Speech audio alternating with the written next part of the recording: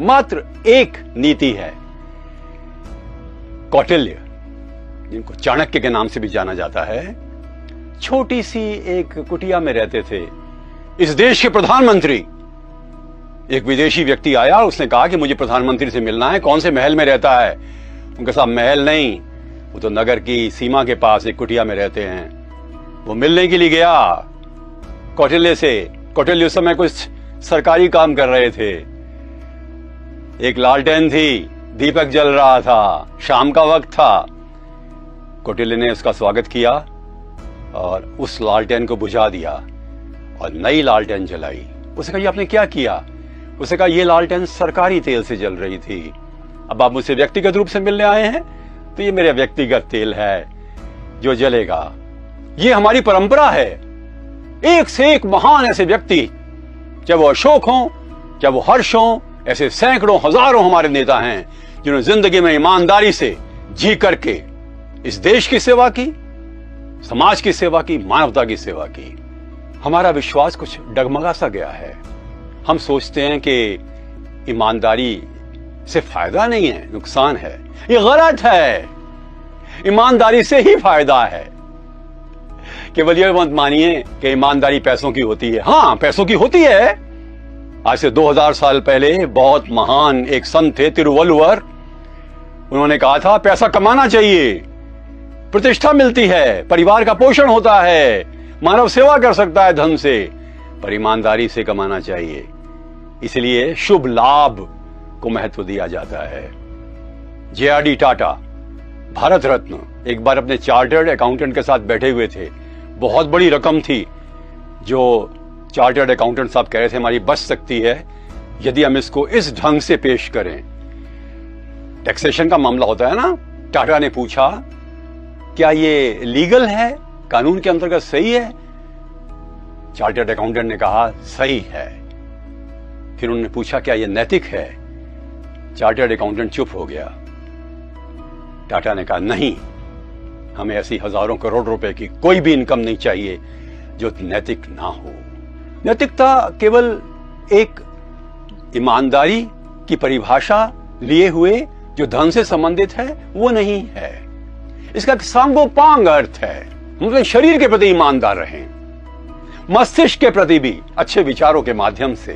गलत विचार ना आने दें। हमें अपनी प्रकृति पर नियंत्रण करना है, वो भी ईमानदारी है। खुश रहना ईमानदारी है, क्रोध ना करना भी ईमानदारी है। मां बाप की सेवा भी ईमानदारी है। पति पत्नी के बीच में निष्ठा का संबंध भी ईमानदारी है। बच्चों के प्रति प्रेम भी ईमानदारी है।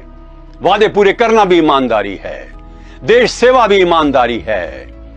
ईमानदारी है इंसान को अपनी आत्मा के अनुसार काम करना। ईमान और आत्मा के अनुसार काम करने वाला व्यक्ति कई बार भौतिक आकर्षणों के वशीभूत नहीं होता, अलग रास्ता अपनाता है। वो भीड़ का अंग नहीं होता। वो जो सही है वो करता है। What is right will be done by him or her and will not be tempted by worldly attractions. ऐसे व्यक्ति हैं जिन्होंने जीवन में कुछ सिद्धांतों का बचपन से ही पालन किया।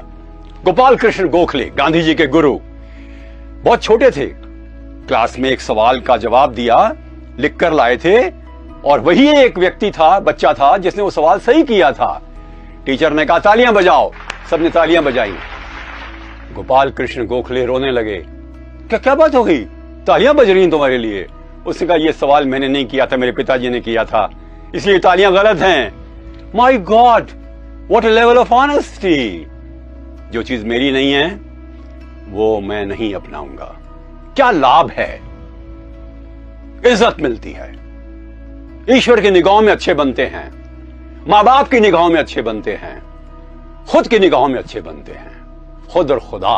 हमारे बच्चों को गर्व होता है, देश को गर्व होता है, संस्थाएं से अच्छी बनती हैं, संस्थाएं सच्ची बनती हैं, समाज में परिवर्तन आता है, विश्वास पैदा होता है हमारे प्रति, लोग हम पर भरोसा करते हैं। ऐसी सुंदर एकता आती है, सौम्यता आती है, निष्ठा आती है, विश्वास आता है कि जीवन में सुख और शांति मिलती है। मत मानिए कि ईमानदारी की कीमत कम है, इससे अधिक किसी चीज की है ही नहीं।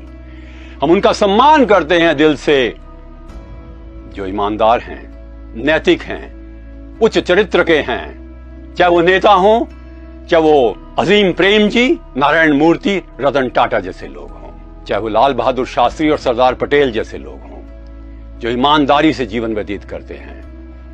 हमें भी बनना है, उस रास्ते पर चलना है जो दुर्गम लगता है पर सहज है, सबसे आसान है, क्योंकि हम अपनी रोशनी से खुद ही अपना रास्ता रोशन करते हैं। ईमानदारी पर प्रश्न मत उठाइए, क्योंकि आप भी ईमानदार हैं और बने रहेंगे। एक बार राजस्थान के भूतपूर्व चीफ सेक्रेटरी श्री मोहन मुखर्जी से मैंने पूछा, सब ईमानदारी और बेईमानी में क्या फर्क है? वो बोले, जो चीज तुम अपनी मां से ना कह सको कि मां मैं ये करके आया हूं, वो करना मत। मैंने कहा, और अपनी बेटी से ना कह सके तो? सही कह रहे हो, जो चीज कहने लायक नहीं है वो करने लायक भी नहीं है। ईमानदारी के रास्ते पर चलने वाला व्यक्ति ईमानदारी का दर्शन अपने जीवन में आत्मसात करता है, और यही ईमानदारी है। नमस्कार।